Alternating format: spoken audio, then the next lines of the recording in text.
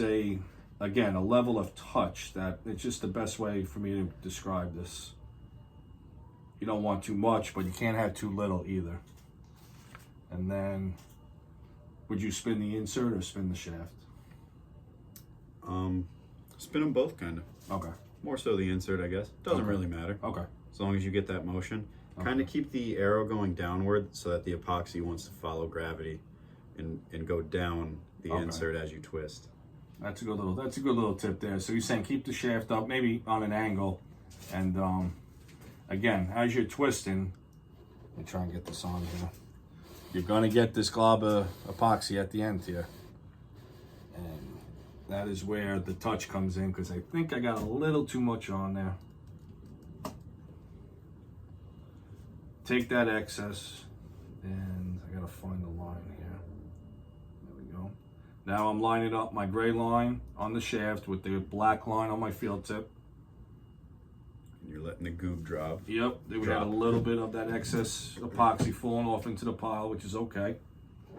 And then to kind of clean it up, you just gently turn the shaft, and you're actually gonna roll that little bead. And now you do a little bit of Q-tip action just to clean it up. Nice. And make sure you don't glue the field point to the insert. Gotcha. You know what I mean? Gotcha. So take your time at this stage, clean it really good. Nice. Alignment, again, can't stress that enough. Make sure both of your marks are lining up good. Otherwise, all that time you spent rolling it, you just wasted it. Tedious, yeah, a little tedious at this stage, but if we weren't recording, you could have some music going, you get in the zone a little bit, and you just kind of zone out. For sure. Because it's definitely a repetitive process. So once you do a couple, obviously I'm still learning, so I'm trying to take my time and learn. But once you get in the rhythm of this, I could definitely see how this is, I don't want to say second nature, but you're out here, you're just doing your thing. You got some music going, and it can be enjoyable. I could definitely see that aspect of it. Could definitely be like meditative a little bit, you know? Yeah. You're almost in like a trance, not thinking about anything. Almost like driving a car. When you have a chance, just take a look at that. Just if it's got to get cleaned a little better. It's good. It's a little dirty, but we'll be able to screw that off. I'll take that. You see how I'm doing it? I'm placing the Q-tip on, Mm-hmm. and then rolling the Q-tip as I roll the shaft. So it's actually pulling it right off. So it pulls it right off.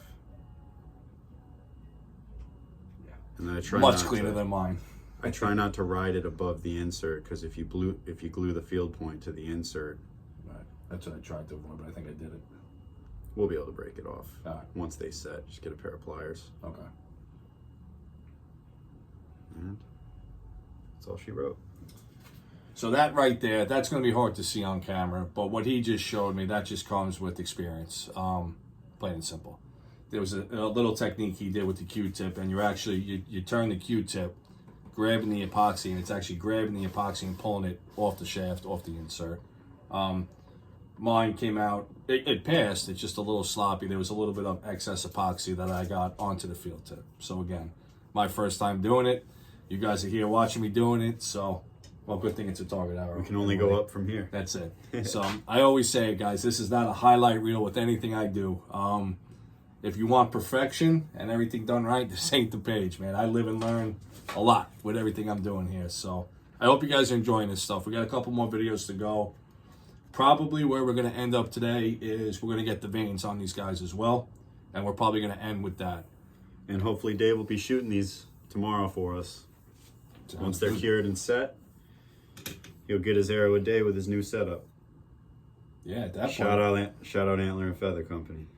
Well, that could totally happen, right? Because we're going all the way to, we're going all the way with veins. These take about a day to cure. So you'll be able to shoot these tomorrow evening. Fuck yeah. Yeah. We're going to save one with no veins to do a bare shaft tune. We are going to commit to doing that. That's a good investment of time. But I will be on target at least. We're still going to have to maybe sight in my Hamsky rest a little bit. Aaron's going to be able to help me out with that as well. The other positive side of buying that rest is it's micro adjustable. That was a big upgrade from my QAD. That QAD is a good rest, a good drop away, but it wasn't micro adjustable. So as far as this whole tuning process, it's just another aspect that's going to be easier to tune and save you time in the long run. Anything you want to add for this, or you think we're good?